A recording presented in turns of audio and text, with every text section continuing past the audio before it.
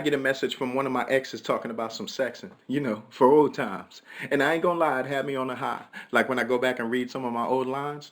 But throughout time, I learned very quickly that a lot of responsibility comes with being an artist. A lot of women want a part of me and let down their guards with me so they can have their way and be a part of me because of my artistry. Some literally only wanted to one night me. And others might have actually liked me. But what did I care back then? I wasn't listening. But now, being that I'm in search of something different, I text my ex back and say no thanks in my reply. I've been cut too many times to know this isn't what I bleed for. You have to understand, I simply need more. And it's just I want the success more than you want my sex. I don't need the distraction because last time that happened when we tried, the last time I gave you a nut, you became one.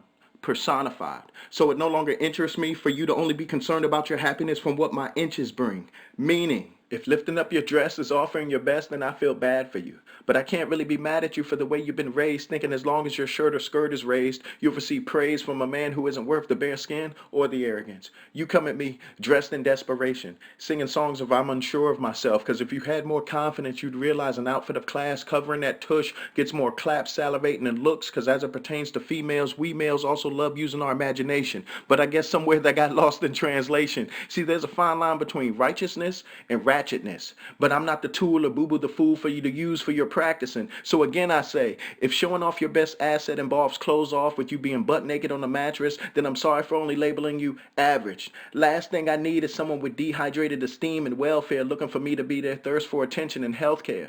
Expensive cars don't need to advertise. Cheap ones do. Because people know where to find value, and if I found that in you, I would shout you. But it astounds you because with all the guys that usually surround you or undress you with their eyes, you're surprised when I can give two you-know-whats about the butt, boob, lip, and thigh size. I've seen women badder than you, so your desperation movie doesn't move me. But for the sake of entertainment, somehow my lack of interest and aggression seems to be flattering you. And I'm only being honest when I say the previous man in your life reduced you to being an object instead of his wife. Instead of an honest family, he just wanted arm candy because his quest for perfection involved you getting butt injections. And previously, a previous me would see all this with my eyes, your boob, butt, lip, and thigh size, and I would want to give you that happily ever after. But unfortunately, my life's moved to another chapter. But I can't really be mad at you for the axles you've had to battle through, which is the attitude of why you're coming at me the way you are and surprised, thinking the best prize is opening up your thighs when your mind's intelligence and what's seen through your eyes are the true windows to getting to know your inner soul inside. I've just been cut too many times to know this isn't what I bleed for. You have to understand, I simply need more. I don't need the distraction because last time that happened when we tried, the last time I gave you a nut, you became one. Personified. So don't take it personal.